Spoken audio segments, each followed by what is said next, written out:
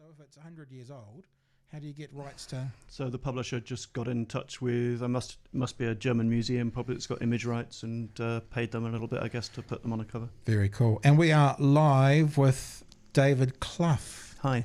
Good afternoon. Nice to be here. Welcome to Dunedin. Thank you. Yeah, my first visit, so it's all exciting new stuff for me. It's all downhill after you leave Dunedin. You do know that, don't you? Just looking at your book and making mention, our second author in a row with beautiful covers. Is that squared up there, Jace? Yeah, hold it close to your face so it's in focus. But that always stops. When it comes close to my face, you stop sales. So the covers are a fox and a tiger. Mm-hmm. We are going to be talking about ethics and animal welfare, etc. today. Just give us the nutshell again. This is an early 20th century German expressionist painter called Franz Marc, and he just did these astonishingly wonderful paintings of animals. Have a look at that, Jace. These are just two in, there's sort of tens and tens of these, and the colour and the vibrancy of the animals that he captures in them is something that I really, really love. So this is something, now your tour at the moment, are you primarily doing a tour speaking about your books? Because you are a professor from University of Chester. Mm-hmm. Are you going to? Is this a book selling tour, or is this a lecture tour, or is it a theologian tour? Because a lot of your perspective comes about with the Christian worldview on animal ethics. So are we like doing a book signing here? Are we sitting in a church pew here, or are we sitting in a lecture theatre? What are you up to? Yes is the answer to all of those.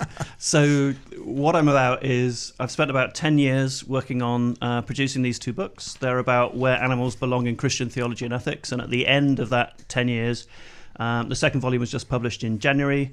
I'm really keen to get out as widely as possible in front of Christian audiences and say, hey, do you agree with me that this is something we ought to be really concerned about as Christians? And if so, we've got really serious things that we need to do differently. You're very polite. And you have a very polite English accent, but I have to be honest. In the background, while I was doing some work yesterday, I had a lecture on from you, and you don't just say, "Do you agree with me?" You say, "Do you agree with me?" And if by the end of the lecture you don't, you need to come and tell me why. Mm-hmm. So that's pretty confronting.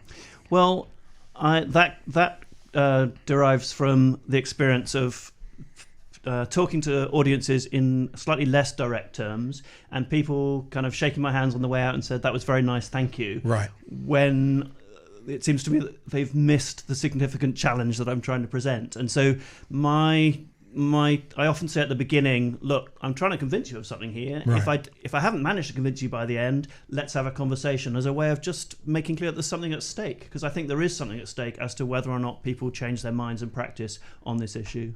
Just stay nice and close into that microphone there. There you go. Yeah, that's interesting. I did talk back for the best part of a decade, and one of the things that used to frustrate me is when I would be chatting away with someone on the phone, obviously, and they couldn't back up their position. If someone could articulate why they believe what they believe, even if I thought it was wrong, but they could articulate it, it's very easy to kind of go, I can see your position, we don't agree, but I can see your position. But there seems to be a lot of people in society who will take a top-line stance or have some kind of rote answer, which doesn't actually. Then you go one level deeper and there's nothing there. And those are the people that I find frustrating, and I suspect those are the people that were shaking the hand saying, "Thanks for the interesting thoughts." Because I think it's essential for people to.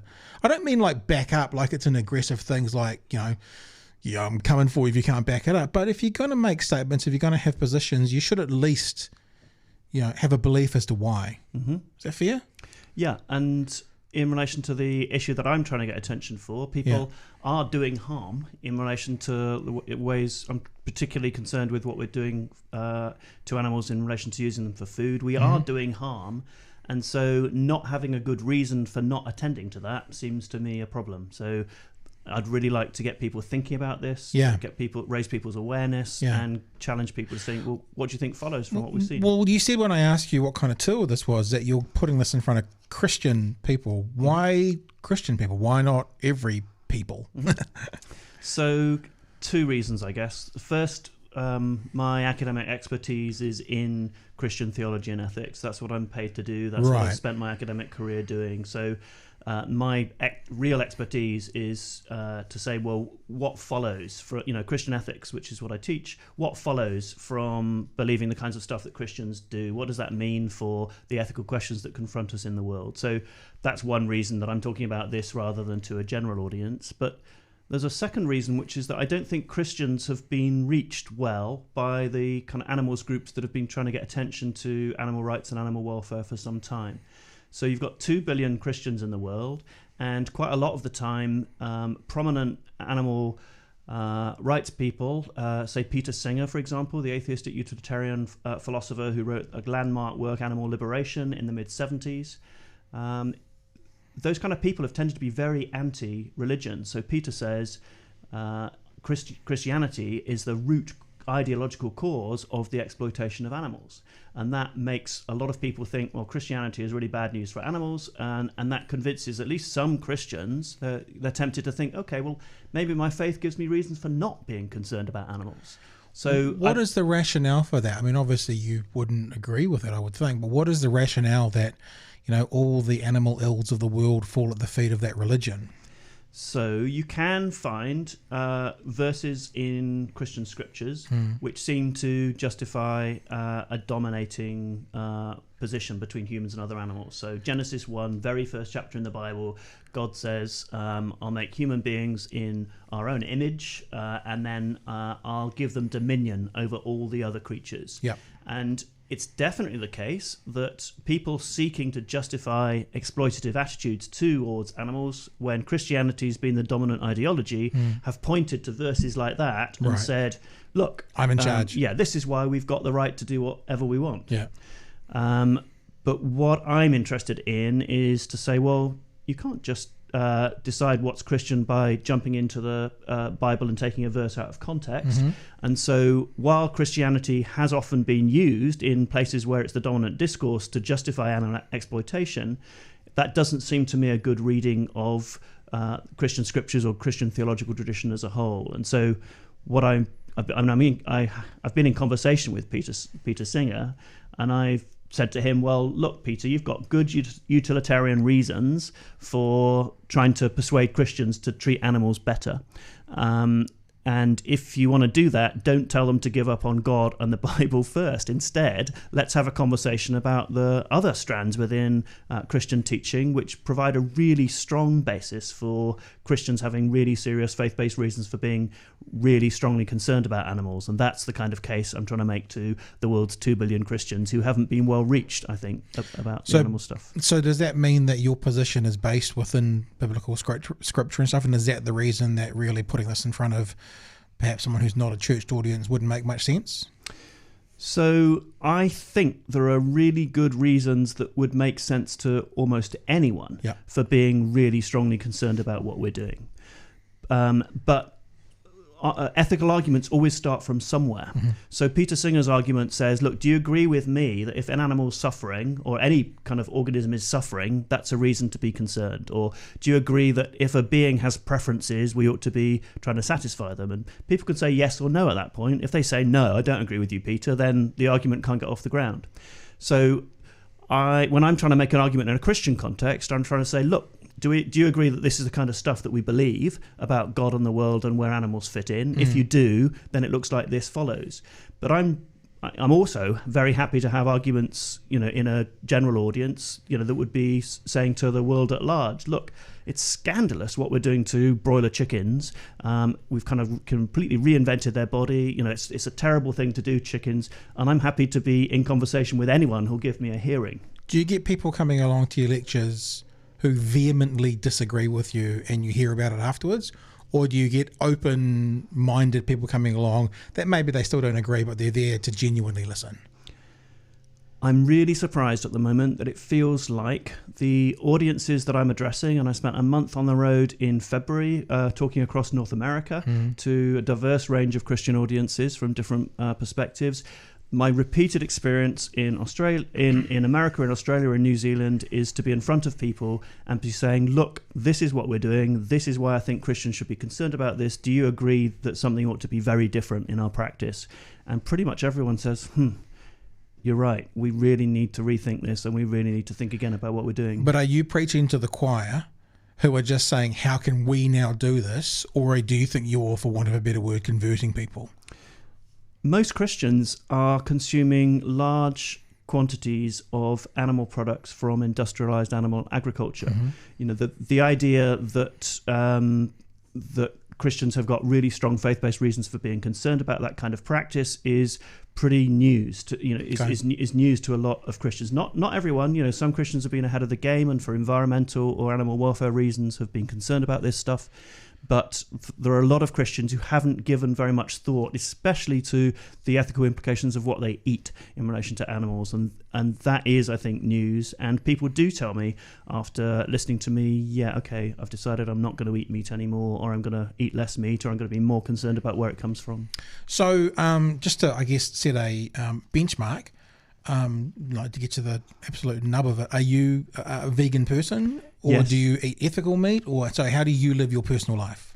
So I turned vegetarian when I was 18, which is when I went away to university and sort of for the first time had a direct choice about what I ate.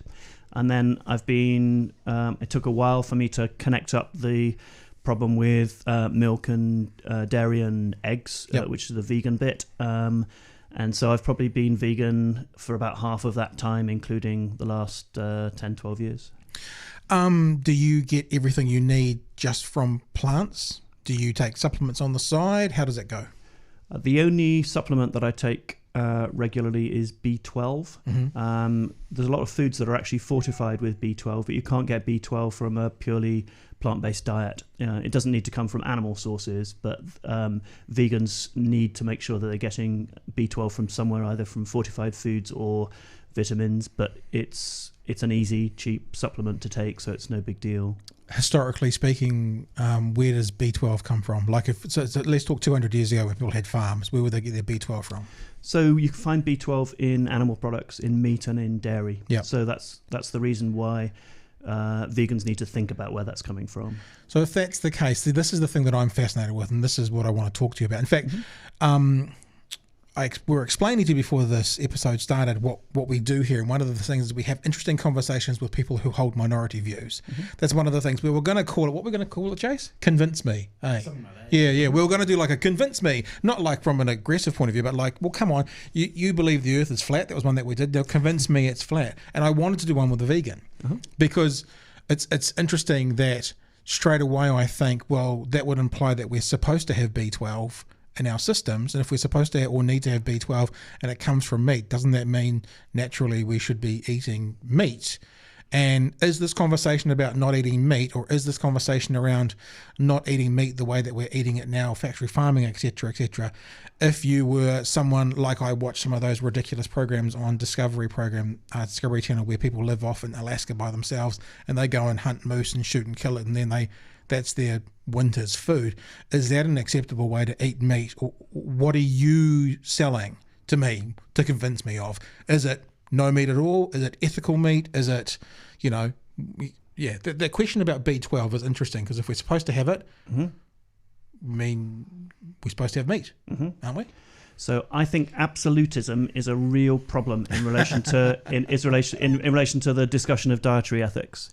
And so I'm not the kind of vegan that thinks that either everyone on the planet today should immediately become vegan, or that everyone should always have been vegan, or we could have got to where we are with a completely vegan diet. It's really striking to me that in early human history, we probably needed a concentrated source of animal protein. There was some development in the brain very early on that they trace back to consumption of cooked meat and consumption of those proteins. And today there are Siberian pastoralists who are making their living following reindeer herds around, where there's very, very little sources of other kinds of protein. There are farmers in Africa who are also pastoralists and very dependent on meat products from cattle. So I'm not addressing them with an argument about veganism. Let's talk about, the Western world, because that's where you live, that's where I live. That's the place that we can make choices. You know, as you say, if you're walking around a prairie following reindeer of some sort, there's not a supermarket on the corner to make these choices, but we can, I guess, if we forget the budgetary restrictions of some people, but generally we can. So are you talking about no meat at all, no animal products at all? Or as I said, if I was to go into the bush and hunt an invasive species, which was pig, and shoot and kill it and live off that for 6 weeks, would that still be unethical? So the thing I think every Christian and every reasonable person ought to be agreed with in the global north, developed nations, is that we need to eat a whole lot less animal products, both for animal welfare concerns, because of depriving wild animals of habitat, because of human health, human food security, human water security, environmental well-being, climate change. All of those reasons are really, really good reasons why we need to eat a whole lot less animals. And if we're continuing to raise animals for food, we need to treat them a whole lot better than they're treated in industrialized animal agriculture. That's what I think everyone should agree with. Agreed 100%. Okay. And so then I'm really happy to have a conversation at the margin. So it seems to me the scenario you describe, when someone is going out hunting a wild animal, in an ideal case in which the animal was killed without any suffering, clean kill, that seems to me orders of magnitude different from what's going on in raising pigs in intensive sow crates and that kind of thing. Which is sort of appalling. So I'm all in favour of us eating a whole lot less meat, and the kind of meat that we're eating is from animals that have had the chance to have a good life. And then for individuals it will look different. So for me as a Christian, I think, well, even if I've got a choice between eating plants with less impact on causing suffering and death to animals, or eating meat even from really good high welfare sources, for me, I'd still prefer to adopt a plant-based diet where I've got the choice. But the argument I'd really like to win is not veganism. It's about, do we agree that we've got to make this massive change to eat a whole lot less animals and treat them a whole lot better? No, and I think you're right. For me personally, being a bit of a carnivore, I struggle with perhaps the less of the meat eating. But completely, I completely 100%. In fact, I would be surprised if anyone would push back on the food we eat. We should take better care of those animals. I think one of the problems that we face in society at the moment is, if everyone could afford it, everyone would eat free-range eggs. But there is, I don't know, whether it's a distribution issue, whether it's a margin issue. In other words, the businesses are making a lot more money. But for example, on the egg market, the people with the least amount of income buy the cheapest kind of food, and if they can get 36 eggs for $6 versus 36 eggs for $20, they're going to obviously take that option. But if you said to that person, would you like free range eggs for the same price, they're going to say yes.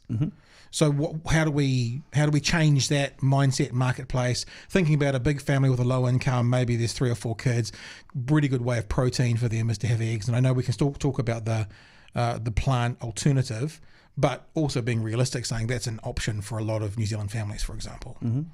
So what we've got to think about is the history of what's happened over the last 50 to 70 years with animal agriculture.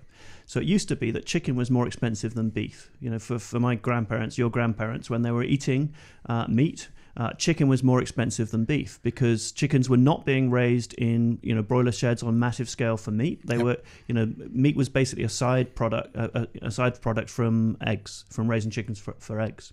And so what's happened over that time is animal products, because of this astonishing innovation of industrialized animal agriculture, animal products have become cheaper than they've ever been before, at very, very substantial cost to the animals that have wrapped up in those systems. People are spending much lower proportions of their domestic budgets on food than ever before because of those kind of shifts, and because of wider social changes. And so we're now understandably addicted to this cheap source of animal products, which seems to be delivering good things to eat at lower than ever prices. but it's a con. It's a con because the industry has not been honest about how the animals are treated, and it's also a con because it turns out that supplying large numbers of poor quality animal products, often the cheapest products are highly processed. They're terrible for human health as well as anything else. And so let's come back to that in a sec. Jace, what are you showing us?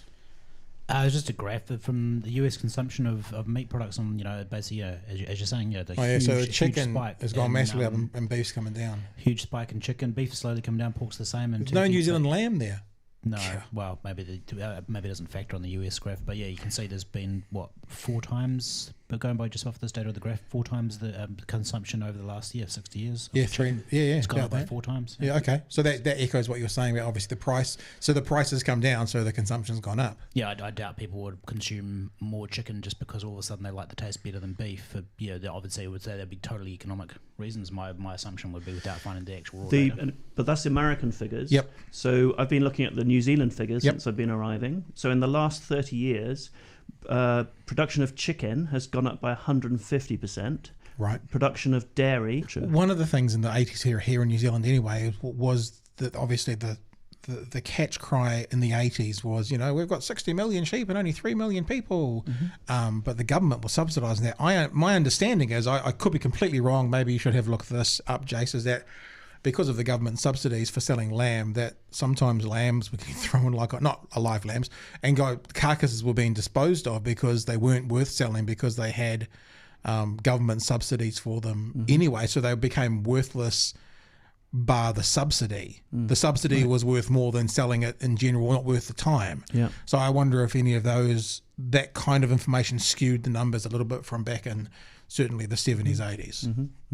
I don't know either. No, I don't know either. But you were saying that you're basically saying we've been fooled. And is what you're saying, if I understand you, what you're saying is we used to have a lot less meat and dairy, and now we've been lulled into the false sense of, steak and... Well, New Zealand's always kind of been steak and 3 veg. That's been sort of our staple, I guess, a bit the same as the UK. But we're eating more now than we did, and that's the lie we've bought into. Yeah, I mean, meat at most meals, meat on most days is a modern phenomenon. That's not how we used to consume animal products. Can you just put parameters places. Around the word "used to"? What are we talking? 50s, well, like I say, 50s and before. I think thinking about how our grandparents used to eat is a good reference point, because a lot changes in the sort of post-World War II kind of rethinking of animal agriculture. A lot changes in food. Does that line up with, if you look at all sorts of documentaries around sugar and around, low-fat life, does those change about how we eat animals kind of coincide with people changing how we added preservatives and changing how we, stored food in tins? Is that all one big change and the animals are a part of it? Yeah, so I'm less of an expert on all of the other changes in processed food that happens in the same period. But I think absolutely that period is a remarkable period in innovation of what food means, how it's sold, how it's consumed, how it's produced, even how we keep it. Refrigeration. My mother would still talk about when she was a child having a safe rather than a refrigerator. So even those sorts of things changed how we could consume. In the days gone by, you'd go down to your local butchers, for example, get a cut of meat for that night. Maybe you'd have leftovers the night after, and now, people have 3 weeks with the meat in their freezer sometimes. Yeah. But I think so we need to be thinking about food across the board in terms of what we're doing and the systems that we're now enmeshed in. But I think we've got really particular reasons for being concerned about animal products. Why? Why more? Why? Should we be more concerned, or just because are you more concerned because it's your area of passion? Well, so unlike what we're doing in relation to putting more sugar in foods, for example, the changes we've made in animal agriculture are having a really significant impact on vast numbers of animals who have all kinds of capacities that we're learning more about every day to flourish and enjoy life, and they have all kinds of preferences about how they live, and we're just subjecting them to the astonishingly impoverished existences in sort of bare barns, without any opportunity to live the kind of lives that they would prefer to live. And so in this era of our food, the choices that we're making have direct and immediate consequences for the animals that are caught up in the systems that are necessary in order to create the shrink wrap products that are arriving on the supermarket shelves or sold through fast food counters. Are you saying, and I'm using words that you haven't used, but I'm trying to get the gist of it, that because animals are somewhat sentient beings, because they have feelings and they have a brain and they feel pain, that's why it's more important than a cabbage? Yeah, I mean, we need to think about the ways in which these other animals are like us. Yeah. And in many senses, that's not difficult for us. So if people are living with a dog at home, they have a really good sense that a dog gets hungry. A dog will squeal with pain if you stand on the dog's paw. Yep. A dog likes affection. A dog has all kinds of preferences about the kind of life that the dog leads. And when we keep those, when we live in close proximity and care for creatures, we just have a sense of they're parts of our family. We care about them tremendously. We spend lots on their healthcare. We want to be nurturing of them because we're just empathetic, and we realise that they share so much with us, and we need to care for them not in the same way that we would care for other human members of our family, but their well-being really matters. And what I'm trying to say is the same. We don't tend to think in the same way as about the chickens that are used to produce the food, or that we eat, or the cows, or the sheep, or the pigs that are being used to produce the food products. But we are capable of that. Pigs are really interesting, intelligent, socially complex beings. It's hard to make comparisons about intelligence, but roughly similar cognitive capacities to dogs. And imagine the scandal if people's pets were taken out of their homes, put in a shed, given no enrichment, forced to live these astonishingly sort of boring lives, which would cause them to start attacking each other out of sheer boredom, raised for about 9 months and then killed for meat. People would say, that's a scandal, you can't do that to a dog. But for some reason, we've become tolerant to doing that to pigs. And I think we just need to recalibrate and re-understand what's going on. I think animal culture has changed so much, and we haven't been paying attention. So we kind of find ourselves having sleepwalked into complicity with systems that we don't understand and weren't aware of. As the second time, as you've been talking, and that part you've just twice, I thought out of sight, out of mind. So we're unaware of it because we don't see it. We don't know what's going on because we don't see it. There's an element of that, and maybe groups like PETA and various activist groups are bringing more attention to that. I mean, if you do see those, pigs in sour crates, it's pretty shocking. If you see some of that revolting stuff from parts of the world where people are skinning dogs and cooking them whilst they're still alive, you think that's disgusting. I don't think that's disgusting because it's a dog. I think that's disgusting because that's disgusting. It's the worst kind of worst. The only bit I would put in there is that I don't think it's just so. Some people say sometimes if only the slaughterhouses had glass walls, then everyone would be vegetarian. Now, what's interesting is in the United States, there's a factory farm that's recently opened as a kind of theme park. Yeah, exactly. Right. So you can go round and you can see how factory farming is done, and you can see little explainer sheets and notices, and you can see exactly how animals are being raised. What's it called? Do you know what it's called? I don't know what it's called. Definitely Google that one, Jace. Yeah. Factory. So it's like basically a factory farm theme park. Yes, I mean, it's not. Sorry. Was it in the US? Did you say? Yes. And then you can go and eat the animal products in the cafe at the end that you've seen. Mm-hmm. So. And that indicates to me that we need to be able to understand much more about, so if we're looking at pigs and the way they're being raised, we need to know what's wrong with being raised in a windowless shed. We need to know that.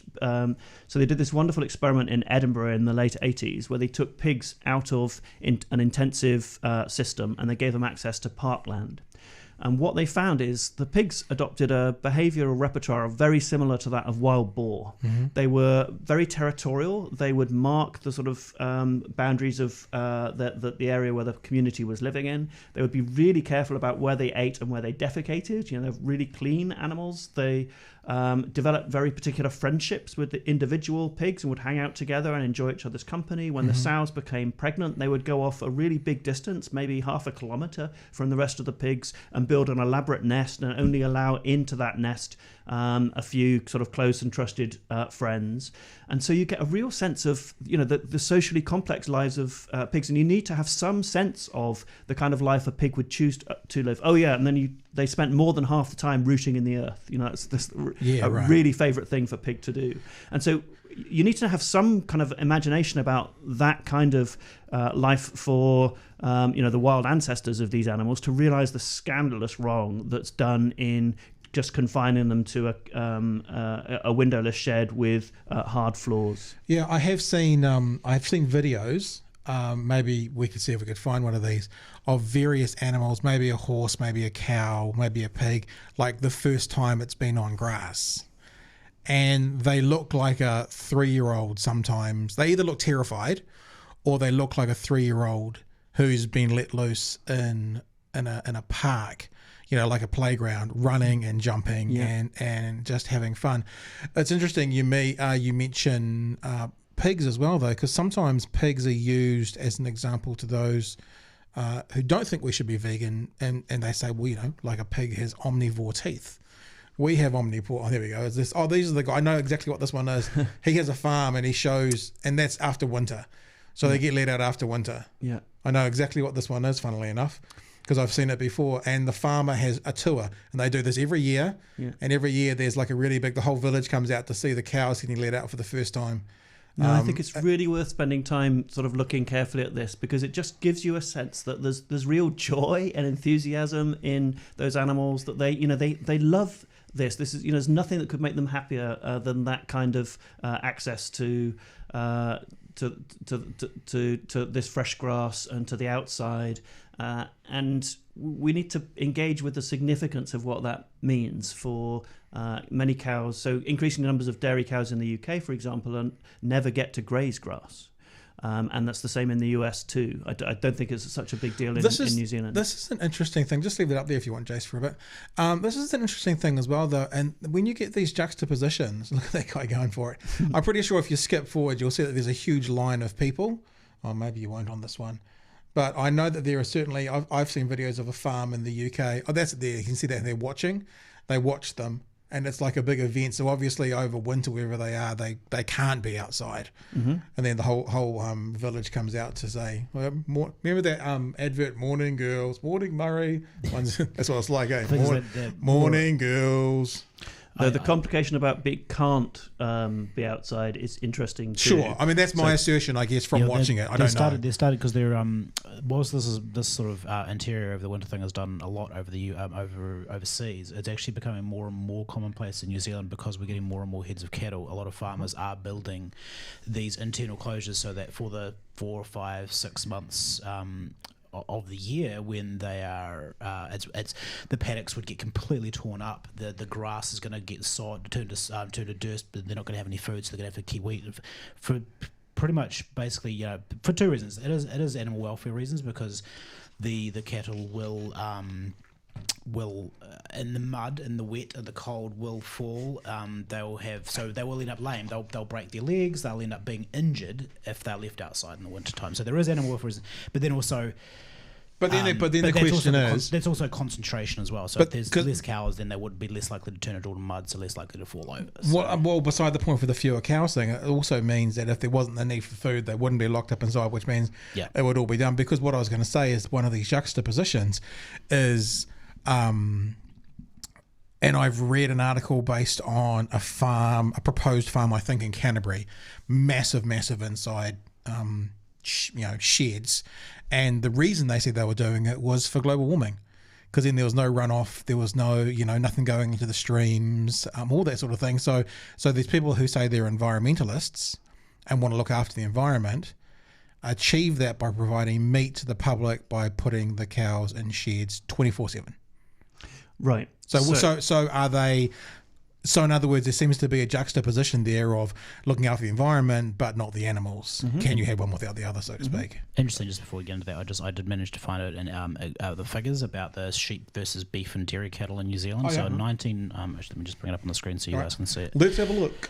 So just in that chart there, you can see 1985. Wow, 67 million and 3 million and 4.5 million beef and dairy, and then 2012, it's dropped. The sheep is halved, 31 million, and the beef and dairy. Beef's gone down a little bit, but dairy's doubled to 6.3 million and 3.8 million respectively. And goats have gone down by a third. Funny that. And deer's gone up a little bit, but deer's gone up a lot. It's tripled. Yeah, tripled, but it's still 1 million. So I guess that's But that venison, beef, dairy. Yeah, so the money's in dairy. Dairy's doubled. Yeah.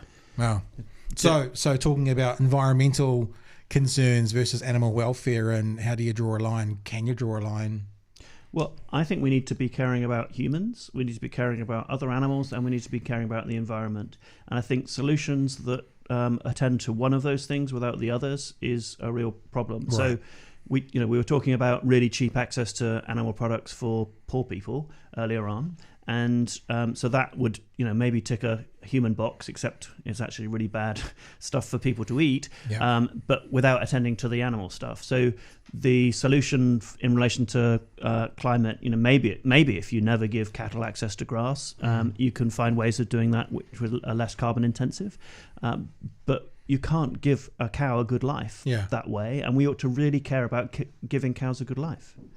The point about land and intensity is also really interesting too, because we need to sort of pan right back from could these animals in these numbers be grazed through the winter on this land, right, and say, well, okay, is this the best way of using the land? Are these the best animals? If we're going to raise animals on this land, are these the best kind of animals to raise? Because other animals might be smaller and lighter and less productive, but be better suited to the land and wouldn't damage the pasture so much. And then thirdly, can we keep them in these numbers at all? At this kind of intensity. And so there are the really big questions about that go beyond just the immediate question about whether cows like that could be kept in numbers like that all through the winter on this particular patch of earth. You've talked about bad for us to eat. You've mentioned that a couple of times, like not so, implying that there is a part of the, I guess, carnivore animal product items that aren't good for us to eat. Can you just expand on that a bit? I mean, like what are we talking about? So I think it's important, if we think about the human consequences of the animal products we consume at the moment, we need to think both about individual health and then about community health for the human population, and also about human food and water security. So first of all, individual health. Consuming the quantities of animal products that we're currently consuming in global north developed nations is bad for us. It's causing it's related to increasing levels of heart disease, increasing levels of stroke, increasing type 2 diabetes, increasing cancers. So it's and then within that, red meat is particularly bad, large quantities of red meat, but basically feeding and highly processed products as well. So just eating the amount of animals that we're currently doing, which is related to the fact that it's cheaper than ever, is just bad for us individually. So if we care about our own individual health, moving to more of a plant-based diet is just going to be better for us. It's going to help people live longer. But then there's wider health implications. So, for example, antibiotic resistance is a really growing threat. I have a daughter who 2 years ago was at had a serious illness that was very, very hard to treat, and she was in hospital for a long time, and then she was on IV antibiotics for several months. Wow. And the scary thing is, as a parent, is that we are quite close to running out of antibiotics which will be able to combat common bacterial infections. Now, why is that? Well, part of the reason is because we are feeding massive amounts of antibiotics to farmed animals, because that's the only way to control infections in the very crowded environments that we're raising, especially pigs and poultry. And so antibiotic is a standard additive to food within poultry and intensive pig production. And that means that we're incubating bacterial strains which can survive in the context of the antibiotics we have. There was a study published a few weeks ago which just sampled water from major rivers in the world and found antibiotic levels in the water, which is leaching out of animal agriculture. In the States, 80% of antibiotics are fed to farmed animals. Wow. And in China, they're feeding last resort antibiotics, so the kinds of things that aren't, there's international agreements about not prescribing particular kinds of antibiotics so that they could be used in extremis when everything else has stopped working. But again, a couple of years ago, it was reported that Chinese farmers are feeding last resort antibiotics to their farmed animals. And so animal agriculture is making it very, very likely that we're going to run out of antibiotics to be able to treat basic infections. Also, at the moment, in China, there's a major epidemic of swine flu. That has currently led to over 120 million pigs being culled, and it's likely that up to 200 million pigs will have to be culled to control it. And it's likely to spread to other Asian countries.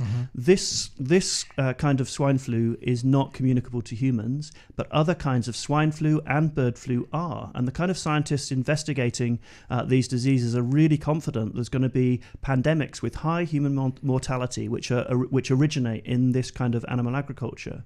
So that's kind of why we really need to be paying attention to this for the health of the human community. But then finally, food and water security, and this is crazy. So at the moment, because we've expanded the capacity, because we're raising so many farmed animals, 3 times more than 50 years ago, we have run out of space to put them. Yep. So what that means is that we need to use additional land to grow food for them and then have them eat grain rather than eat grass and so on. So about a third of global grain output now, cereal output, is fed to farmed animals rather than to humans. If humans and humans eating the animals who have eaten the grain only get 8% of the nutrition than if they consume the grain directly. So basically what we're doing with the global animal agriculture system is throwing away about a third of human food supply by feeding it to animals and then eating the animals instead of eating the grains. So if that all makes so much sense, is it just that we like our burgers, or is it, I remember one of those sugar documentaries. It was the one by, I think, Katie Couric, whichever that, it might have been called Fed Up, something like that. And she talked about a particular lobby group putting pressure on the WHO not to say that the recommendation intake for sugar was 6 teaspoons a day. Basically got told, WHO, if you put that in your writings, you will not receive your check from us next year. So is this because we just like our burgers, or is there lobby groups, pressure groups, remember what happened when Oprah said, I don't eat meat, court case from the American beef industry, or is it both? Well, first of all, I think we should recognise that food habits and practices are deeply habituated. Yep. They are also communal. So our ideas about what it means to celebrate with friends, enjoy food together, what my parents cooked for me, and passing on these traditions. I think we need to realise that food is a major kind of feature, and so so food habits could be hard to change. Yep. Although we have been changing what we've eaten quite a lot. So we need to be able to pay attention to that. But we need to pay attention to the ways in which we are being sold a message that is making us inattentive to these huge reasons why we need to make radical changes to our diet. And if people just start noticing when they're being sold animal products, meat, dairy, eggs, through the media, so it's, McDonald's probably has the largest global marketing budget of any corporation. They're selling us animal products and making it available, selling it to our kids, sending out to adults. We're receiving messages from every direction that eating animal products in these current unprecedented quantities is a normal kind of thing to do. It's a healthy kind of thing to do. It makes us feel, it's a kind of thing that will make us feel happy. We'll be the kind of people we want to be if we keep eating milk, airy eggs, fish. We haven't talked about fish yet, and meat in these kinds of quantities. And we just need to sort of snap out of the matrix that is feeding us these messages and recognize that what we're doing to the planet, to animals, and to human health and well-being is really problematic in these consumption practices. Would it also be fair to say, and you're the expert, that, for example, protein, meat is a very easy way to get a good amount of protein very quickly versus getting that from other sources? So not just the passing down what your family, New Zealand has that tradition, probably the UK as well, of, the Sunday joint, Sunday roast sort of thing. Whereas, it's a piece of steak or a piece of chicken or a piece of fish, a piece of salmon, whatever, very, very easy, fast, talking about the biological uptake of that protein as well, very easily accessible, that protein, as opposed to, finding it in other places. I guess what I'm asking is, that's an easy way of sourcing it. Is that one of the problems we're going to face as well? I mean, is that one of the problems you face with getting people to, at the end of your lectures, when they say, why don't you agree with me? Why don't they say, well, look, I love the ideas, but I don't have X amount of time to prepare X amount of food or have X amount of spinach to replace, the small amount of where I get it from animal products? So, as I say, it is an effort to change our eating practices. It's much easier to carry on with the habits that we're used to, but it's not harder to feed yourself on a vegan diet than it is to feed yourself on a diet that's high in animal products. It's not harder? It's not harder. It's not harder. And so there's lots of really good vegan sources of protein. I'm doing pretty well on a vegan diet, it's not hard. It's just we need to learn different sources of protein. We need to be aware that beans and pulses and nuts and soy and tofu and all kinds of really wonderful vegan foods are the kind of things that we would go to substitute the protein that we'd otherwise get from animal products. It does require a little bit of relearning, obviously. If we're cooking at home, just Google a few vegan recipes for the kind of things you most like to eat, and you'll be able to quickly find the ways to cook those in a plant-based mode. If you're sort of eating out, obviously you can have a look for the kinds of places that will offer vegetarian, vegan options.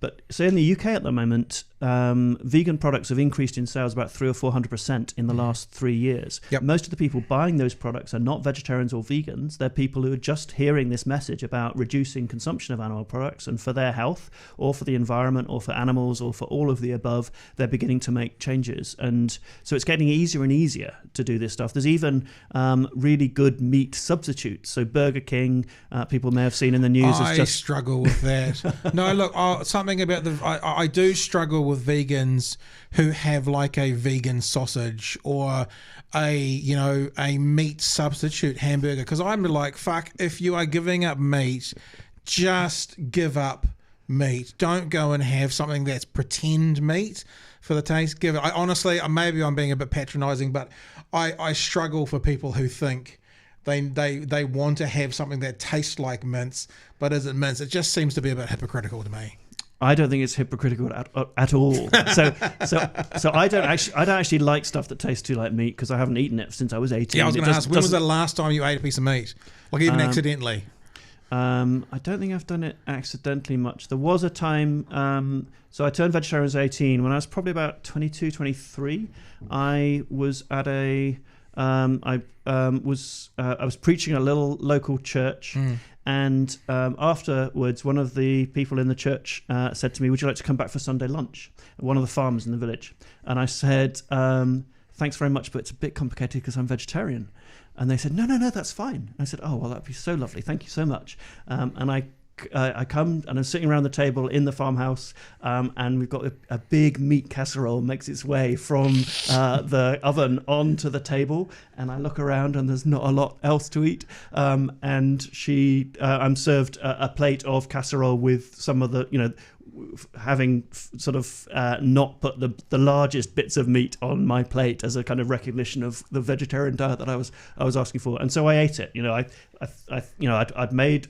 So hang on, so you didn't get meat, but you got what, the vegetables that were around? Well, there were bits of meat and all the gravy and. So what does that happen? Is there if you eat? So if I cook a roast chicken for my kids and for me and my kids, and you're around there for dinner, and because when I cook a chicken, it's I typically kind of get free range. They're quite small, and then surrounded by roast veggies. Would you eat those veggies, or because they're in the same pan as chicken, you wouldn't? I'm not scrupulous about this stuff, so I would much prefer eating vegetables that didn't have chicken fat on them. Right. But because for me the fundamental thing is about the impacts on animals. Right. Then so your choice is more ethical than, for example, you weren't 18 and go, oh crap, I hate the taste of a Big Mac or a burger or whatever it is. It's not not about the ethical issues. It's not about taste. It's not about trying to keep my body pure from animal products. Right. It's just about what our food practices are doing, the implications of these food practices for the animals that we're using. I still stand by, if you're going to go vegan, go hard or go home. Don't try and have some fake ass burger that tastes. I know it's just like, because I can't quite figure it out. It's not like I'm going out and getting a vegetarian burger made from steak. They're not getting meat to make it taste like a veggie. Anyway, people have all kinds of different dietary preferences. I mean, vegans who go and eat a burger because they like the taste of it. I mean, why shouldn't they like that? I'm really glad that it's not a burger. It's a salad sandwich if a vegan goes and eats it. And how do they have the bread if it's got eggs in there, isn't there? Yes, Jason. Are you one of those militant people? Because you I'm not militant. No, I'm taking it personal than anything. Because in New Zealand, you probably wouldn't have known this because it was New Zealand news, but Air New Zealand wanted to add the Impossible Burger to their in-flight menu for their, I think, just for business class, because it's not cheap.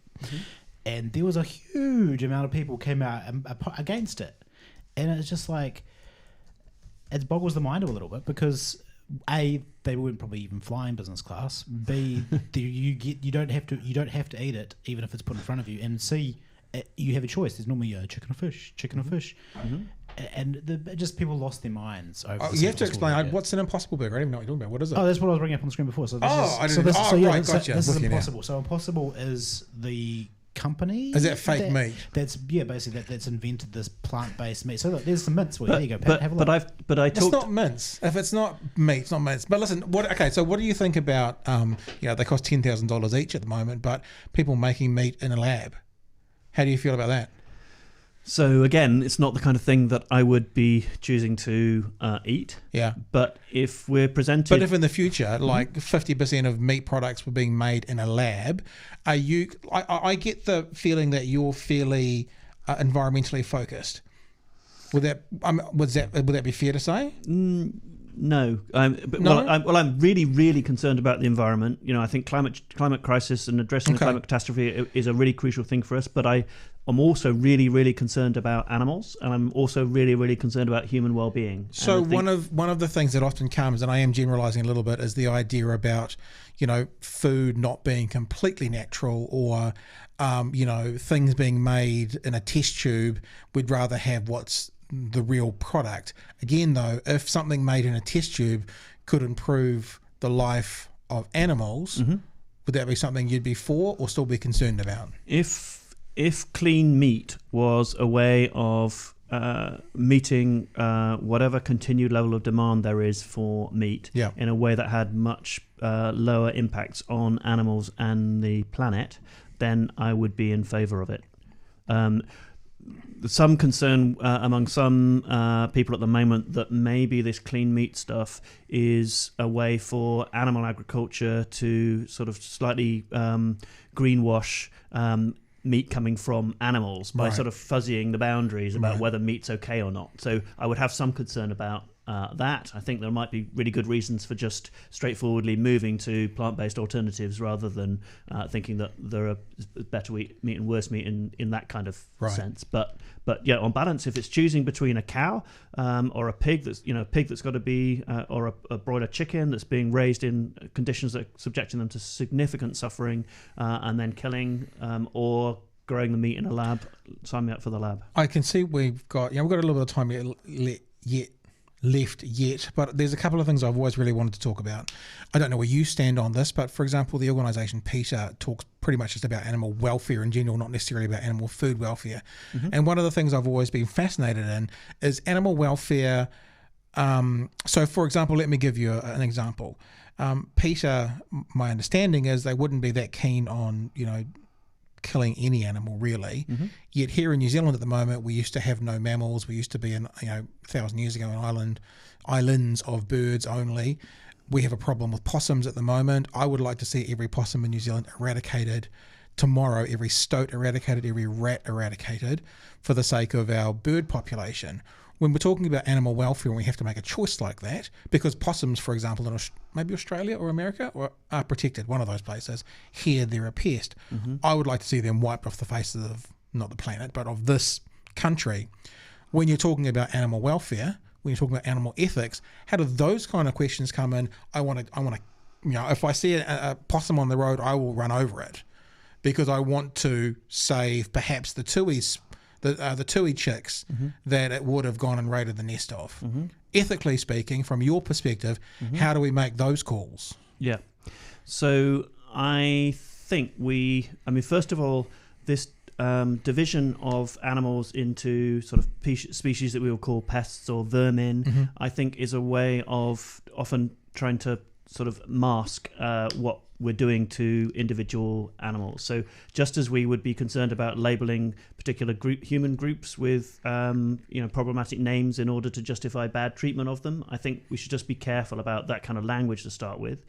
Second, I absolutely recognize that to protect particular species of animals like ground nesting birds, it might be necessary to make interventions that undo the kinds of things that English colonialists did and other colonialists introducing animals into the wrong place, and that has created big problems. So I would be really keen if we could find more humane ways of addressing those issues, because I think the lives of those animals that are in the wrong place, as far as we're concerned, are valuable too. So if it was possible to rehome them somewhere where they were not doing the same damage. If you've got 30,000 possums in a sector of forest, though, I mean, when you say humane, I mean, Doc and those kinds of places have those gas chambers that basically go straight into their brain and they're dead. It seems to be a fairly humane way to do if there is such a thing. But I guess you don't sound like you're in this camp, but there are some people. It's interesting actually. It sounds like you're kind of equating the value of an animal life to the value of a human life. Because when you said pests, vermin, when we call animals like that, it's like when people attribute negative names to humans.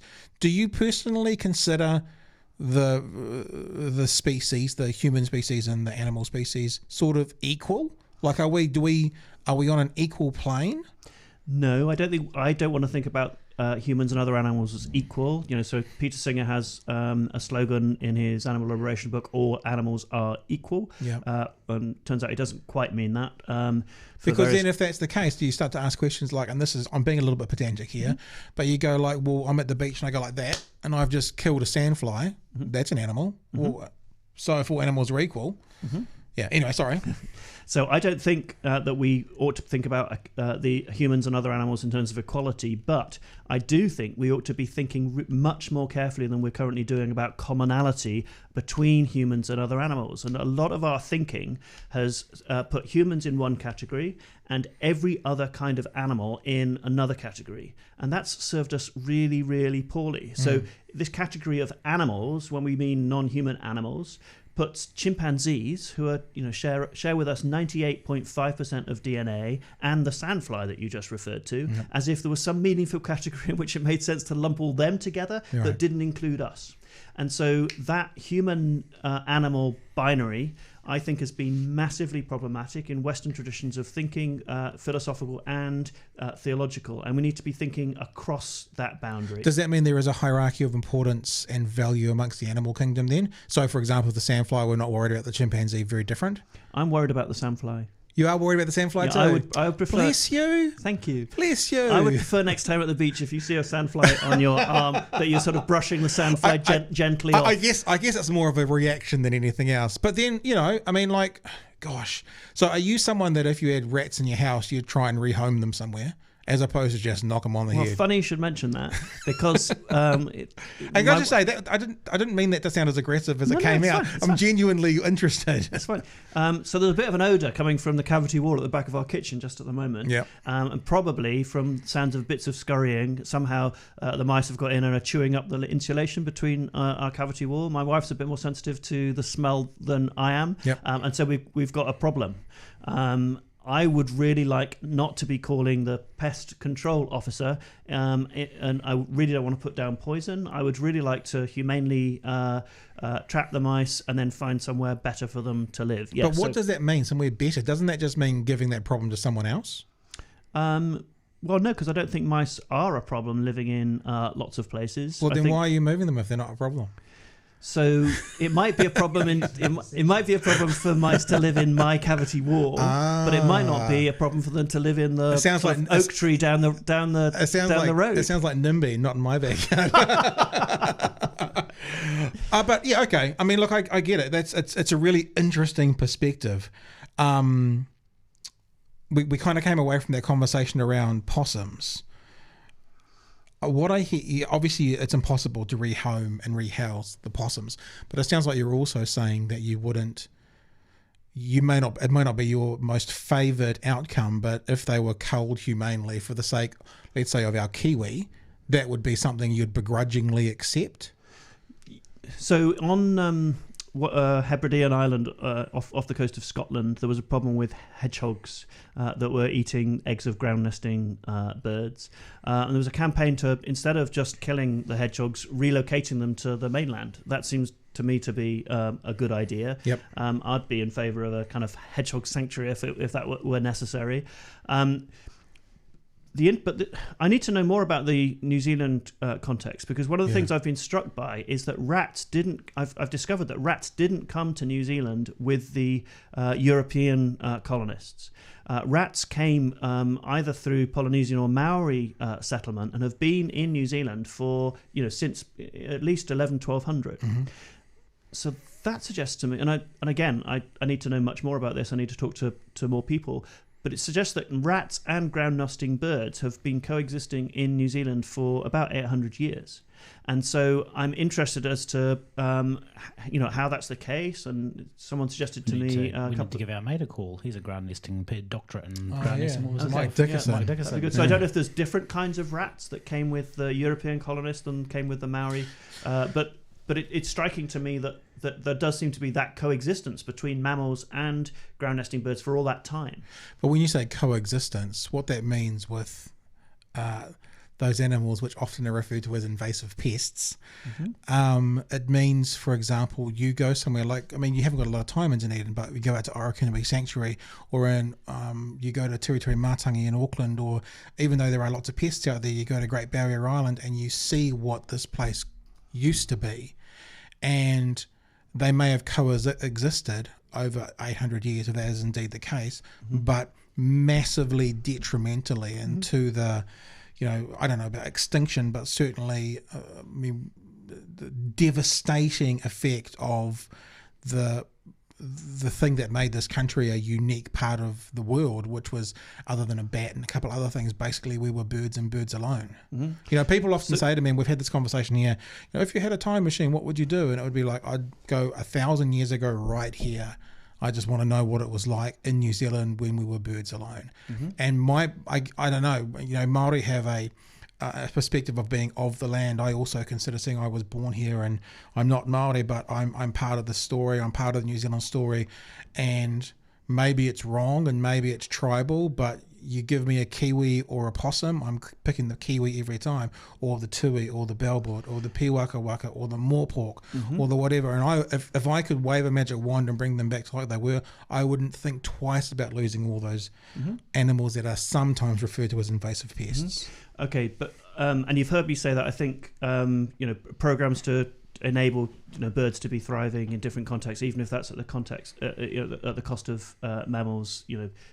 I'm aware we need to make compromise. Yeah, but we're very, very tunnel-minded in relation to the kinds of animals that we're paying attention to. So as I was flying into Dunedin, what I'm looking at is a landscape where you've got sort of green rolling sward on hills, and then you've got lots of green pasture.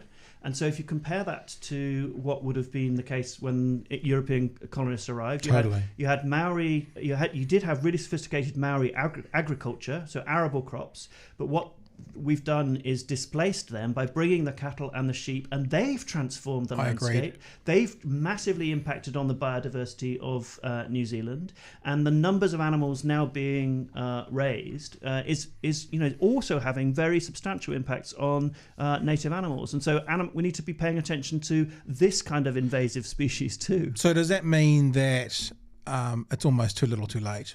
Because what we've allowed and what we put up with now means we can't have it the other way. You mentioned hedgehogs. Hedgehogs is always the example of, I'm like, what the fuck were we thinking? Because who bought a hedgehog? And the answer, I'm pretty sure I've read this, is some English lady wanted her backyard to feel like her backyard. I mean, I can understand why sheep and goats and pigs and were bought here for food. I understand that. But who the hell bought a hedgehog? I mean, what purpose did that serve?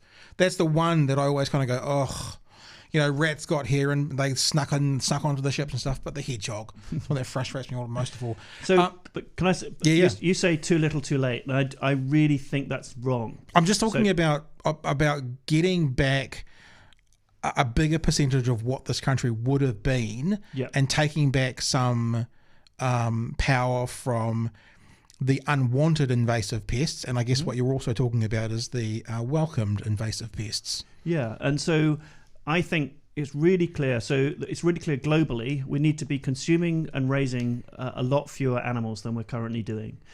So in New Zealand, about half of the carbon emissions comes from animal agriculture, unsurprisingly, given the vast numbers of animals now being raised here. So globally and in individual countries, we need a transition to less animal agriculture. And the great news is that we can grow plant alternatives on much less land that's currently being used for animals. And that means we've got the potential to keep humans fed, but rewild areas and make land available that was taken away from wild animals and birds in New Zealand. So smaller farms, you're basically talking about smaller farming areas, more of a chance for bush. What about things, in your opinion, like cricket flour and that kind of thing? Do you have as much of a concern about the chimpanzees you do about the cricket being ground up? Obviously, from an ecological point of view, the cricket, I can't remember what it was, something like takes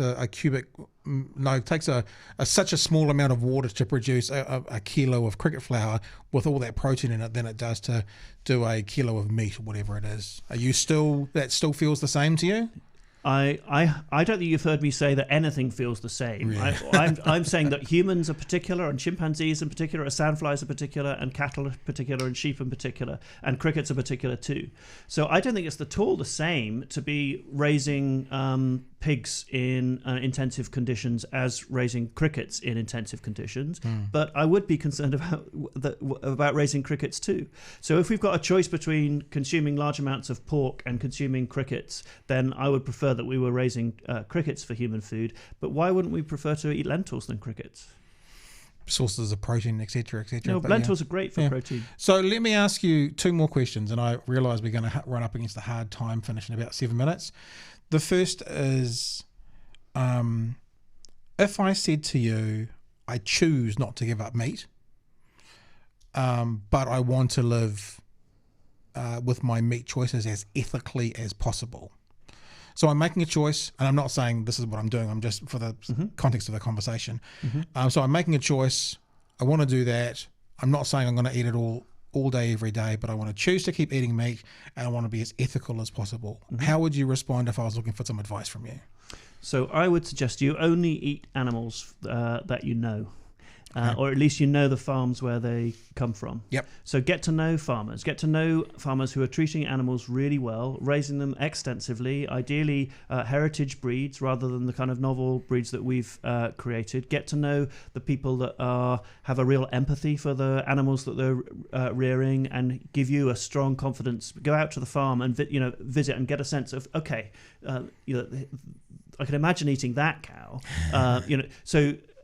And then be really suspicious about any animal products that are coming to you sort of packaged, and exercise the moral imagination behind that, and say, no, if that if I don't know where that chicken's come from, it's come from a broiler shed. If I don't know where that pork has come from, it's come from an intensive. What if it's got that shed. free range label on it? Still be suspicious, or is that a better option? So, I remember Jamie Oliver realised that when he was making the battle. I mean, you were probably there at the time, like 15 years ago. He was talking about, we can't all afford to do free range, so at least do barn raised. He was like trying to get people to make a better option than caged eggs sort of thing. If you see that free range label, that might mean I don't know where that chicken came from or that beef came from, but should I still trust that label? Is that a better option? So yes, it often is a better option. And I'm really glad, say in the UK, about a third of eggs, about half of eggs sold now are free range. Wow. And I'm really glad that consumers are saying, I'm prepared to pay a bit more for free range eggs because I want chickens not to have to live in cages or in barns. But there are problems depending in different parts of the world in relation to what is labelled as free range. So you can create a system where, because the exits from the barn aren't very big, and because the outdoor space isn't very well designed, it's actually quite difficult for most of the chickens to spend any time outside. Right. And so you could have a free range system that the devil's in the detail. Yeah. And so we need to attend to that. But beyond that detail, I'm really glad for people to be paying attention to labelling and thinking about the lives of the animals behind the animal products they're consuming and making incrementally better choices. But getting to know the farmers, and re-establishing connections with local sources of food and farmers who are treating animals really well is I think the ultimate beyond the labelling issue. For you, Pat, there's I don't know if because you're a aficionado of the local market, aren't you? Have you heard of the Havoc pork? Yes, I like Havoc pork. So there's one lower South Island place that do Havoc pork, and they're proper free range pork, because they're very much about animal. If we're allowing them to do what you're talking about, rooting around in the ground and that sort of thing. And so I've had some of their bacon before, but yeah. My last question is really based around the theological aspect. I do love religious talk and religious conversations. A lot of the religious people that I have experienced over the last 20 years are very much man is a creation of God. You've referred to us several times as animals. Do you consider that humans are evolved as animals are evolved? Is that where you sit in the theological aspect, like a theological evolutionary type person? And that's what you accept and believe? And if that is the case, has that hampered you with getting these thoughts across to more conservative Christians? Yes and no. I mean, so yes, I do accept the findings of evolutionary science and modern cosmology, and I think we can give an account of Christian theology which is in dialogue with those kinds of scientific understandings of the modern world. My first couple of years as an undergraduate in natural sciences, I pay attention to that dialogue, and I want to be engaged in that. And no, the kind of theology that I'm doing, which is in sustained dialogue with science, that hasn't been an obstacle reaching Christian audiences. So even when you say things like talking about humans and animals, and you say and other animals, I know for some conservative Christians they're like, we are not animals, we are a creation, etc. That has never really come up. So sometimes people do bristle at the language I'm using about animals, which is to try and emphasize our commonality. But actually, if I can have a slightly longer conversation, I can make clear that actually major figures in the Christian tradition were entirely happy with thinking about humans as a particular kind of animal. So Thomas Aquinas, for example, is this towering figure in the 13th century, hugely influential on Christian theology. He was entirely relaxed about the basic Greek definition of a human being, which was the rational animal.